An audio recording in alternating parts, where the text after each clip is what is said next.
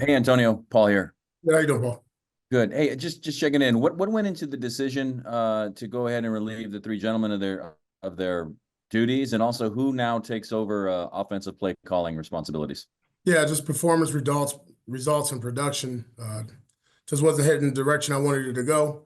And I'll use the next, 24 to 48 hours to sit down with the staff and figure out who's going to call the offense going forward. Hey, Antonio, will Desmond be the quarterback going forward? Um, I'm using the bye week to look at everything.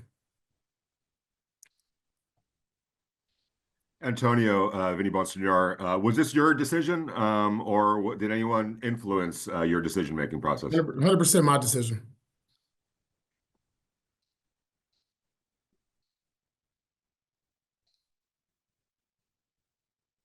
Go ahead, Mark.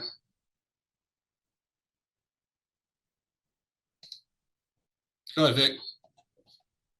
Yeah. Do you hope to see like a change in offensive philosophy? Or are you hoping to like look a different style of offense? Or what are you looking for with a new coordinator?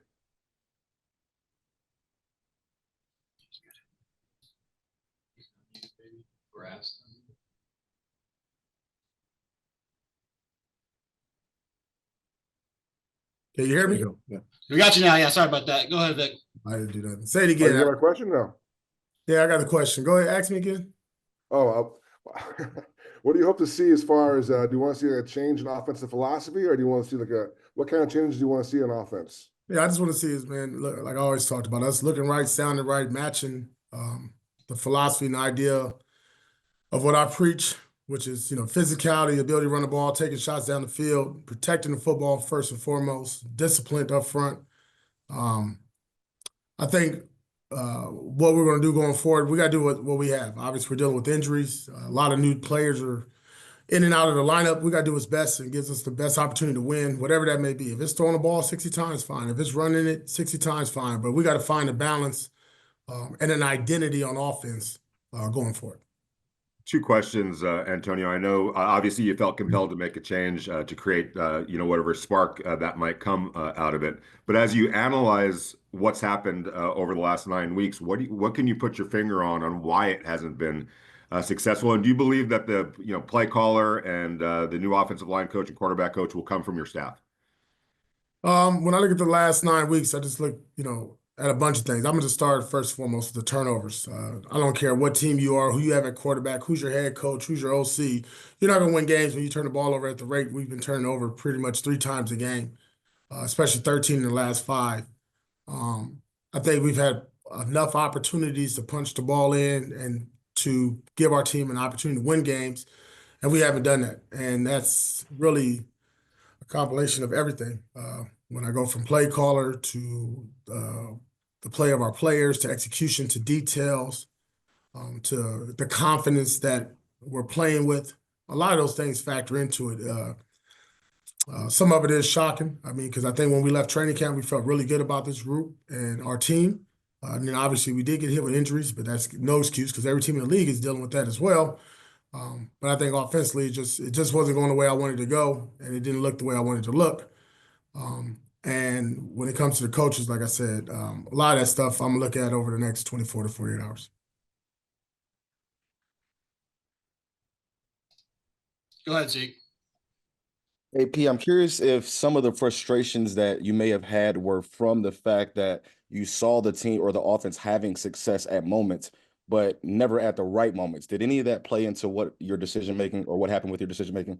Well, listen, I mean, the last 5 games, we come out the gate like bulls, right? We're coming out scoring, opening possession, going down the field, second possession pretty good, and then, we kind of like hit a brick wall. And as you watch it, either 3-and-outs or turnovers will show up in those last 5 games, and it just became apparent that obviously we weren't doing enough as a staff and as a team to overcome, our mistakes and downfalls. And obviously, again, I'm gonna go back to it. We had plenty of opportunities, either in the red zone or either turnover, a big play on special teams to create those opportunities for our team to win. Coach, you've always been very confident with everything that you do. Is the confidence still there that with the makeup of the guys in the locker room, and I know there's been some obviously shuffling with the coaches now, that you can get this thing turned around because there are still plenty of football left to be played?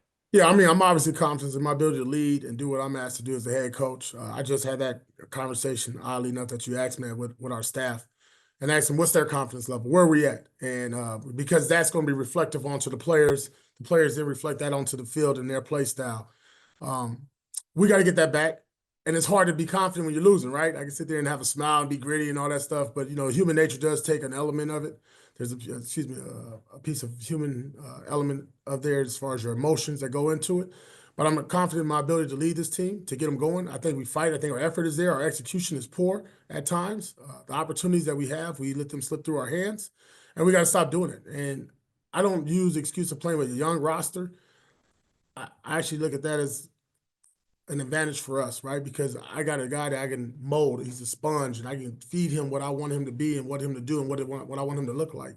And that's why I told our staff, man, just use this time with the players that we got in and out the lineup to just keep molding them. Now, yeah, there's a continuity there, the chemistry there. It's harder when you in and out of the lineup. Hell, we played 8 old linemen yesterday. I don't think I've ever seen that before. At least been a part of it. But at the end of the day, man, I'm not gonna. The question of our team with our effort and our fight, that's going to go through. They love one another. They're fighting. They're not going to let people poke holes in armor right now as we're going through this tough stretch. But like I told them, we got this bye week to regroup. We'll do that over the next 42 to 72 hours, and we get ready to come back and get ready for Miami. Coach, this is Levi. Kind of in response to what you asked your coaches, do you have confidence? Considering you have several coaches on the staff that have head coaching experience, coordinator experience, how much confidence do you have in the coaching staff you still have in place, and how much are you going to be leaning on them towards the end of the season? And that hasn't changed. I've been leaning on those gentlemen throughout, obviously Marvin Lewis being the lead one. But I have extreme confidence in the coaches that are here that I just met with going forward. And I told them they need to show that going forward throughout the building, right? We got to get back to it. And shame on me, shame on us for not doing that probably maybe to our fullest, because that's what our record is showing. So obviously something was lacking there, but we need to get back to it. And it starts with self-reflection, and we'll do that as coaches first before we talk about players. Antonio, with the letting go of James Craig, is it safe to say you put more of the running issues on the offensive line than the running backs? On the offense, to be honest, overall. AP, was the timing of this, was it because having the bye week, did that go into it where you can really take a deep breath and take an overall look at the program?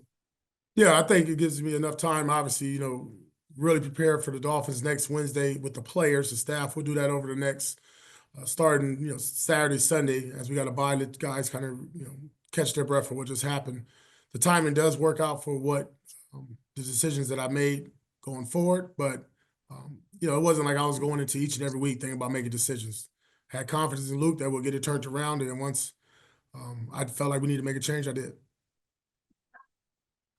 Antonio, I know a lot of the focus today is on the offense, of course, but yesterday the defense, allowing 41 points. What do you think needs to change on that side of the ball moving forward? Yeah, no, listen, that was disappointing. The last couple of weeks, I think the last 5 weeks we've given up 30+ points, 3 out of the last 5. That's not to our standard. These guys are fighting their tails off. Issues now showing up a little in the red zone. We were pretty good on red zone. Was good on third down. Those have now been a little bit of a nemesis to us. And I think we got to fix those things up. And again, like I just talked to the coaches and Patrick Graham about, just going back to the drawing boards, man, going back to what we do well, detailing the assignments. And that's just not the coaches, that's the players doing their job and what's asked of them to do.